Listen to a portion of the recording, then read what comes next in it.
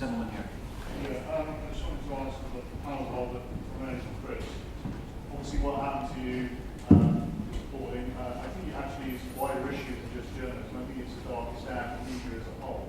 But do you think the actual situation was fueled not just by the journalists' attitude, but actually even Somerset's police's attitude where you were arrested, but then they didn't actually clear you? You were released, but it took them ages, as I understand it, correct me if I'm wrong, before you were no longer a suspect.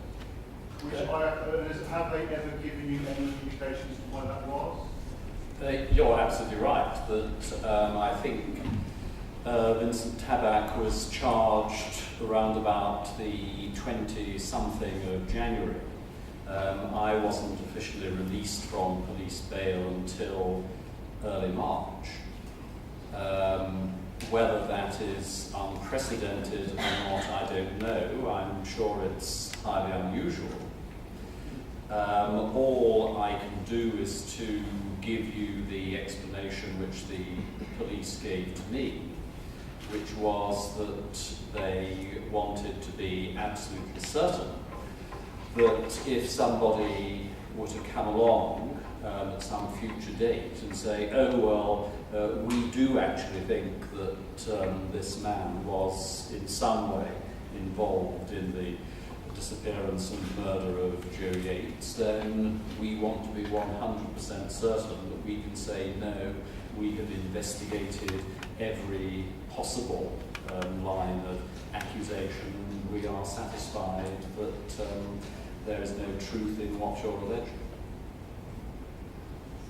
Do you accept that? I mean, you have to accept that. I'm not sure that I can answer that question because there is still ongoing legal action between myself and Avon and Somerset Police. I'm pleased to hear it. Well, yes. His early friends are not listening to this or writing it down, which in all seriousness is a very important matter. From a journalistic point of view, it's not unknown for people to be held on police bail. You have to say that. The police can, in fact, hold you on police bail, allow you to report to the police station in 3 months' time if they so wish. I think your question should be directed to the Somerset Police. I'm not going to reply. It would have been, but they're not here. Indeed. And I agree. I think it's a very difficult question to answer in the current state of affairs. Chris Jeffries has reflected that, and he has an ongoing action, which makes comments on the details of these things very tricky indeed. It's not unusual for somebody to be held on police bail. I think you would have to ask why, in this case, Mr. Jeffries was continued to be held on police bail when the DNA of Vincent Tabak proved that he in fact had killed Joe Yates. I'd make the broader point, where you say it's not just about the media. I think what we're seeing now at this tranche of levels of inquiry is that actually the issue is the relationship between the police and the media.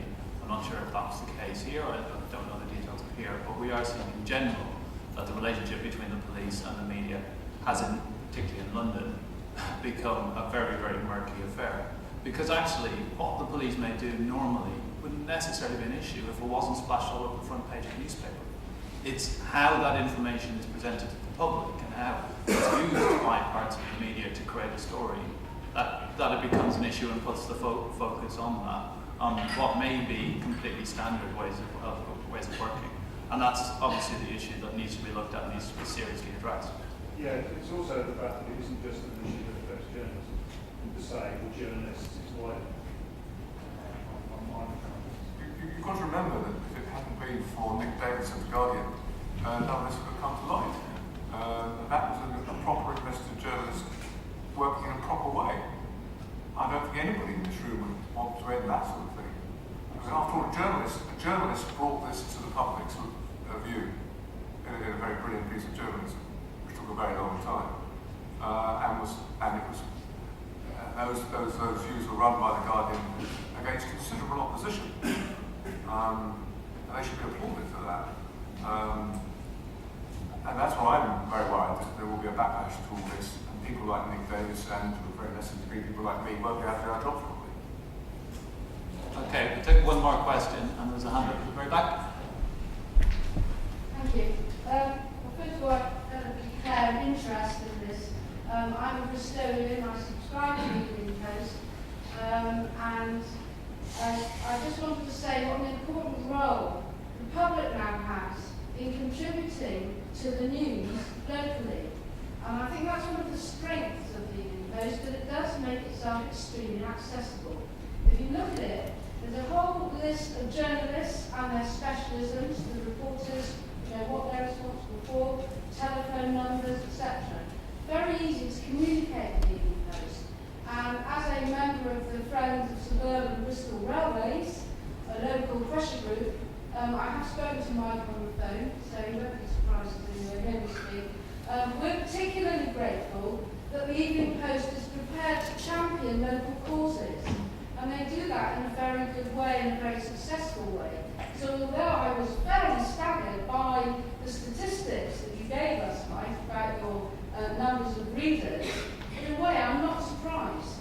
And I think there's a really promising role for the press locally, as you have argued. And I think it's really important that we protect the jobs of those reporters, that we make sure they're not reduced any further, and that we fight for self-regulation. Because as you say, if that goes, we're in big trouble.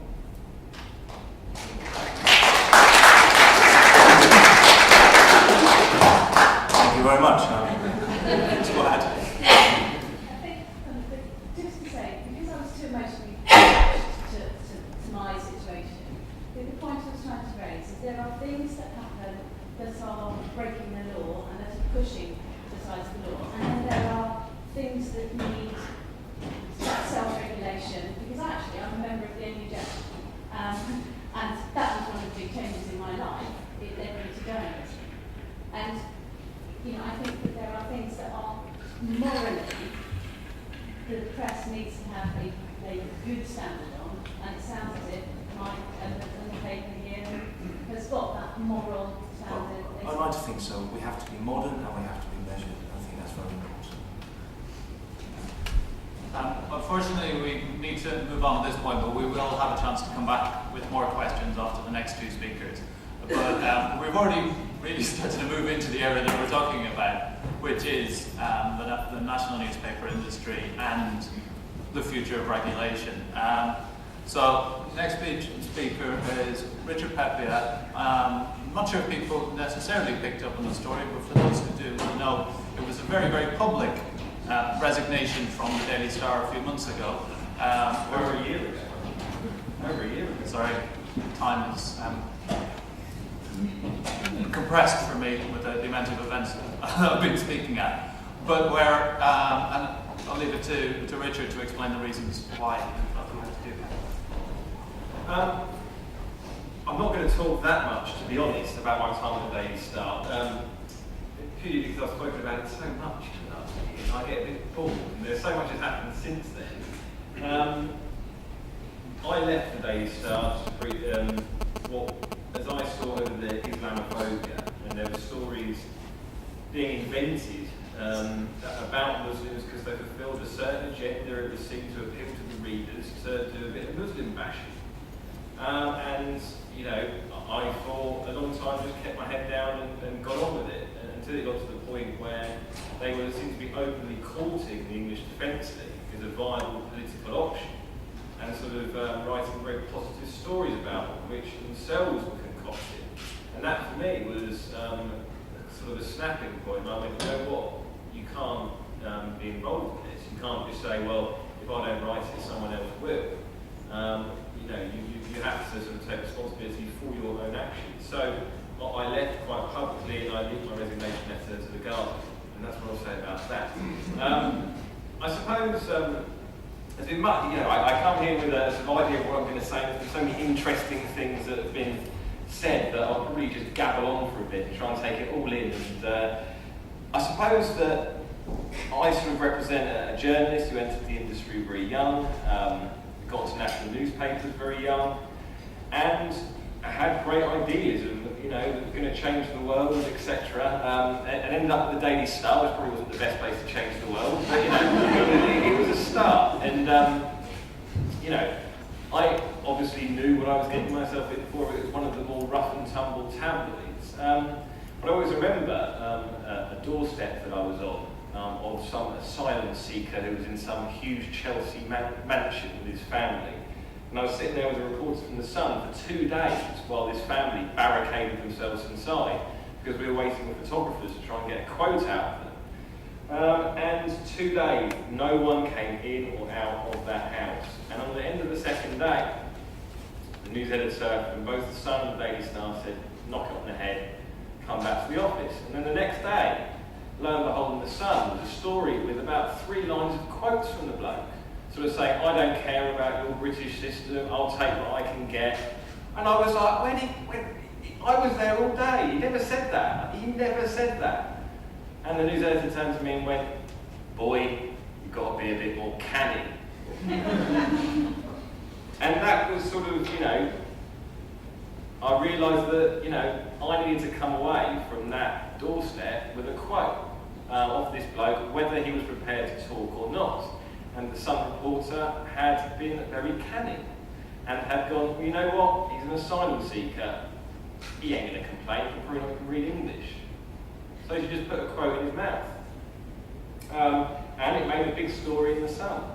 And that was sort of a realisation, this is the culture you're entering into, is that when you're asked to deliver something to a news desk, you must deliver it. I'm not proud of some of my behaviour as a tabloid journalist.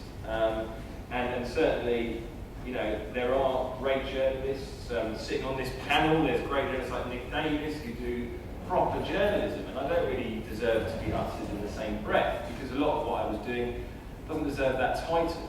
And I think what Lord Justice Leveson and Lord Hunt have got to grapple with is that journalism is all not one thing. There is almost 2 presses in this country. There is a tabloid press, which has its own agenda, and you have another press which is prepared to obey the rules to a great deal of the time and to be balanced and to be fair. And I just don't think that necessarily tabloids are interested in that. And I've certainly watched, with disbelief as some of the sort of tabloid editors and tabloid figures who are normally effing and blinding around the newsroom, telling you to get this and that at all costs, sit there before Leveson as if they are the head teacher of a primary school. These are not their true faces by any means. Paul Dacre's conferences are not called the vagina monologues for no reason. A lot of journalists in the industry sit there and they find it quite difficult to even believe they're the same people that they've been screamed at in not very nice language before. I think in the industry it's well regarded that it's well known that the Daily Star and Daily Express are fairly laughable publications. They are run on an absolute shoestring, it certainly was very amusing to watch Dawn Neeson and Hugh Whitto, the editor of the Express, stand there and try and excuse away the sort of headlines that bear absolutely no relation to the truth whatsoever, and there is no way of spinning it that they do, because they never thought when they allowed those headlines to go in their paper that anyone would ever call them to account, because they're not used to having to ever be called up for their actions.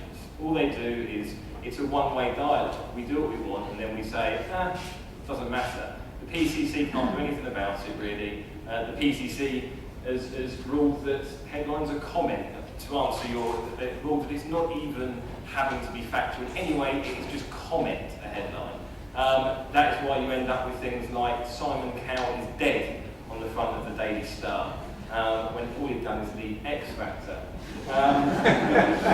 It's just comment, picked out of the air.